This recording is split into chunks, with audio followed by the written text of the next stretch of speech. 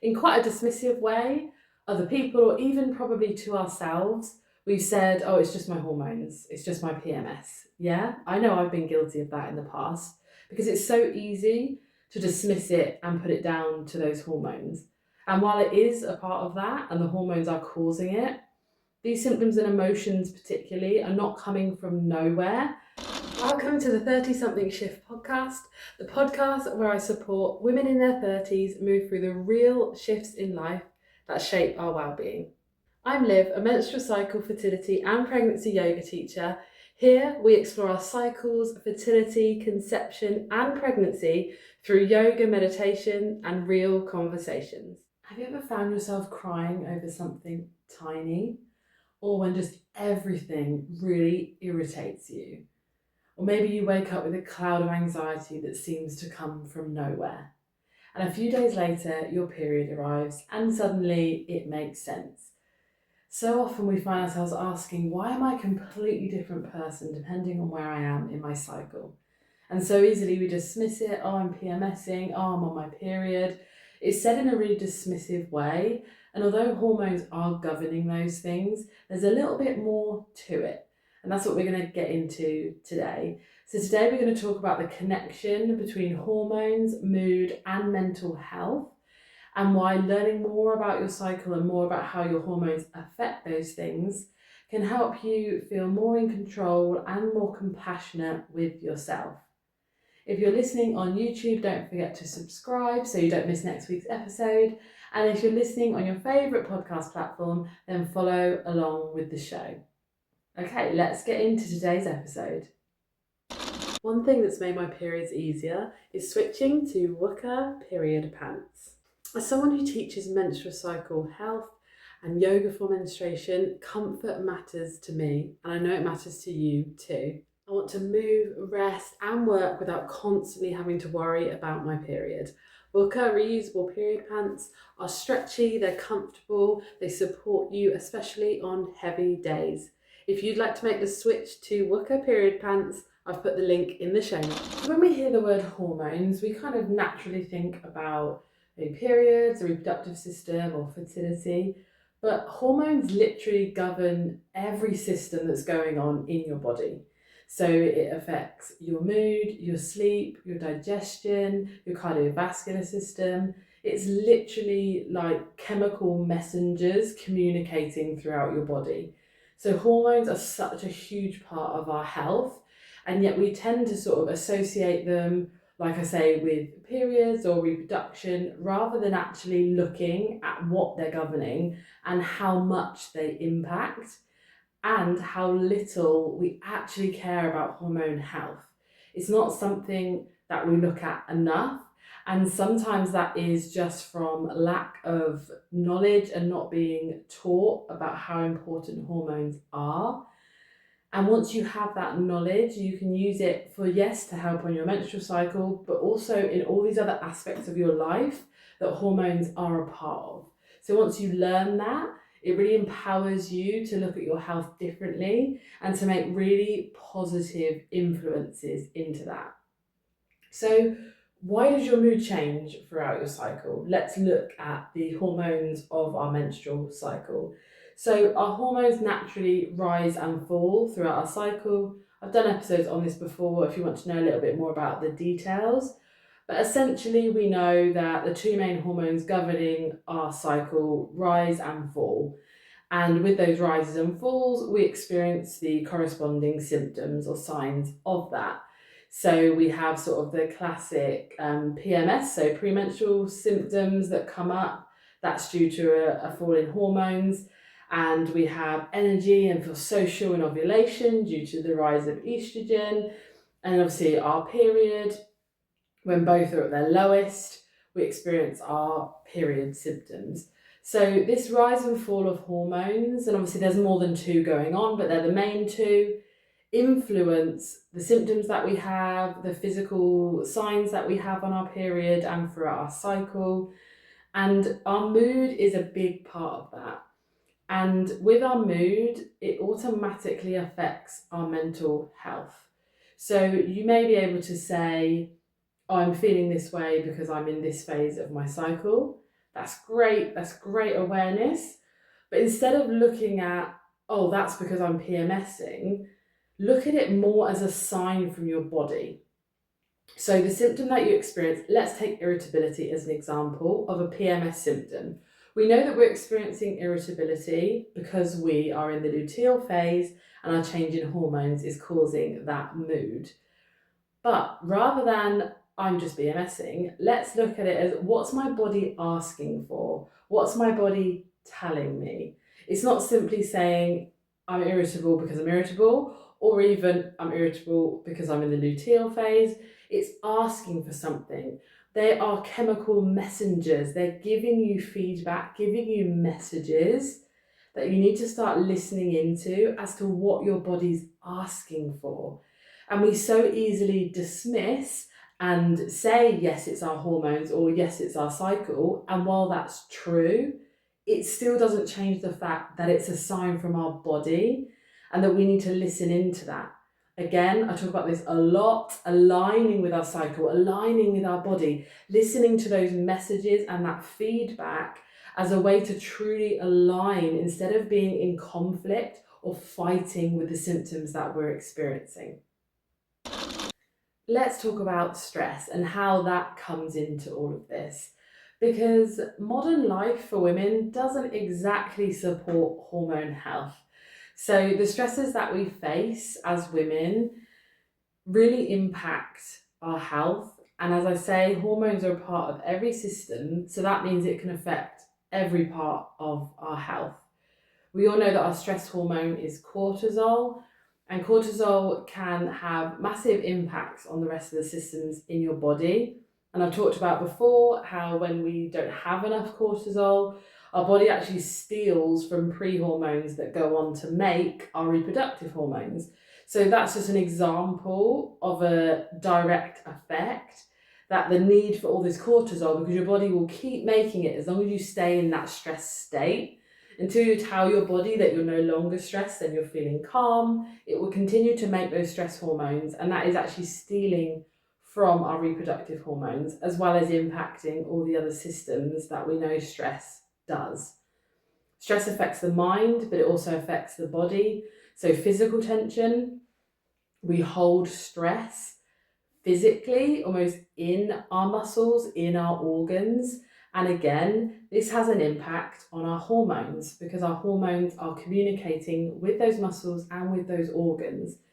So without getting too sciencey about it, think about it really simply and change your mindset to hormones are messengers, because that way you can think about where your mind and your body are connected, because your mind is telling your body and your body is telling your mind. They're so interlinked, and hormones are like the bridges between that. Hormones are the messengers between the mind and body. And if you think about it that way, you can think that when I'm supporting my mind, I'm then going to have a positive impact on my body, and vice versa. A bit like how stress or any kind of mental health has a negative impact on our body. When we treat our body negatively, it has a negative impact on our mind. So it's the exact same cycle, just in reverse, and it's a positive cycle as opposed to a negative or vicious cycle. So all you really need to take from this is this mindset shift of hormones are messengers. Yeah? You don't need to worry too much about the science. If you're a geek like me, you're probably going to look it up. But you can just focus on that one message of what hormones are and reminding yourself of how much they impact, because they are literally part of every body system. And when we're looking at women's health, we have to be looking at hormonal health. It's far too important for us to not be aware and to not be making changes to support our hormonal health. It is crucial. Because I talk a lot about listening to your body and slowing down. One of my favourite little rituals in the evening is a cup of Twining Sleep spiced apple and vanilla tea. It literally tastes like warm apple pie and it is so delicious. It gives my body signals that it's time to relax, unwind, and get cozy for the evening. Follow the link in the show notes if you want to try it yourself. And so I touched on this a little bit before about how, in quite a dismissive way, other people, or even probably to ourselves, we've said, oh, it's just my hormones, it's just my PMS. Yeah, I know I've been guilty of that in the past because it's so easy to dismiss it and put it down to those hormones. And while it is a part of that and the hormones are causing it, these symptoms and emotions, particularly, are not coming from nowhere. If you think of it as our hormones in our menstrual cycle are exaggerating emotions or symptoms that are already there. And this is why, if we have a stressful month leading up to our period, we can have more intense period cramps or heavy bleeding or discomfort due to the stress that we've experienced beforehand. So it's almost like it comes out, it manifests itself in our period or in other parts of our cycle, but you'll usually find that your luteal phase and your menstrual phase are the two phases that you kind of notice those things coming out. You notice that the stresses or the physical things you've been experiencing leading up to those phases tend to be exaggerated and almost show themselves during those two phases. And like I say, it doesn't create these things, it just amplifies what's already there. And this always leads back to, therefore, our body is sending us messages. We're always needing to come back to this, and I will keep saying it till I'm blue in the face because it's so important. Listening to your body, feeling fully connected with it, is everything in terms of health. And I'm talking all types of health, physical and mental. And hormonal health links into that. As we say, it's affecting both body and mind, and they're connecting and they're messaging each other. So hormonal health covers both of those aspects. But that feedback and that awareness is so crucial to you being able to give your body what it's asking for and to be aligned with it. When you're stressed, you feel at war with your body, right? You feel like it's a battle. It's maybe not doing what you want it to do. It's restricting you. It's making things feel harder rather than easier. If you've ever had insomnia, it's like, all I want to do is sleep. Why can my body not sleep? I'm tired. I know it needs sleep. Why can I not sleep? And you get frustrated at your body for not doing what you want it to do. This also happens in fertility journeys. You know, when you're doing everything that you can, trying to conceive, it's not working. You feel disconnected from your body. It's really common on a fertility journey. You feel resentment, even hatred for your own body. And while all those feelings are totally valid and completely understandable, they're not healthy and they're not useful because we have to work with our bodies and our bodies can do incredible things. So all we have to do is just change the way that we're looking at it to say that we are connected with our body, we love our body, and we honour our body. And by that honour, we're giving it what it needs, not what we want it to need, or not to survive on little sleep, little food, lots of exercise, whatever it is we're pushing through, pushing our bodies to do, not allowing it to give it what it needs. That's the crucial difference. It's easy to get into a resentment cycle and to be frustrated with your body, but ultimately you need to work with it and find that connection again. So many of us are disconnected, and not just on fertility journeys, just in general.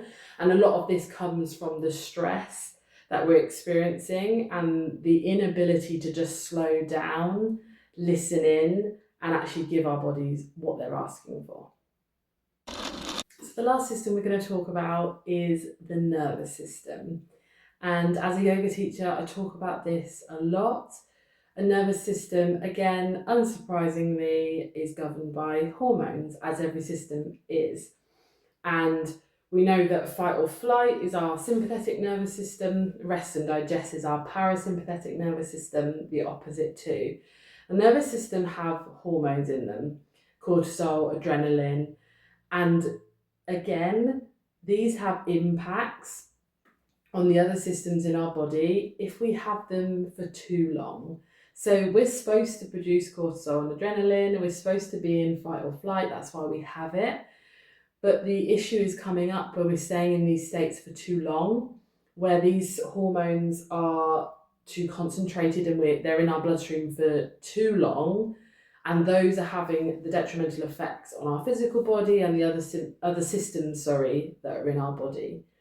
So nervous system care is a really crucial part of this hormonal health that we've been talking about today, because allowing your body to calm, supporting your nervous system and getting it out of that stress, out of that fight or flight that it's in for probably a majority of the time, is a really crucial way to help support your hormones.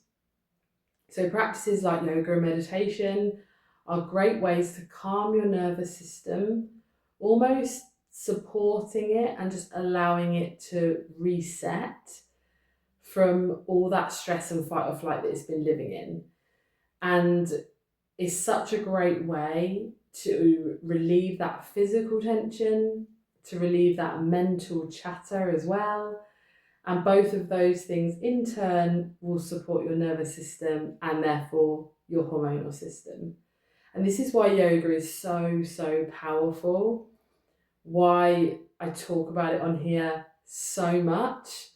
And it's not a magic wand, it's not a switch, but it supports so many aspects of the health that we talk about that I will always be recommending it. I will always say, if you haven't tried yoga, to try it. Or if you have, but you've looked at it more as a workout and more of an exercise solely, that's fine. It's great for those things. But try and look at it from a nervous system support place, and it will really change your relationship with yoga. If you haven't done any yoga, then this is a great place to start, because nervous system yoga is great for beginners. It's gentler and you can build up more strength flexibility if you want to take it a different road sort of later down the line. But to start with, whether you're a yogi or you're a complete beginner, nervous system yoga is a really beautiful way to start and a beautiful place to start supporting your hormonal health.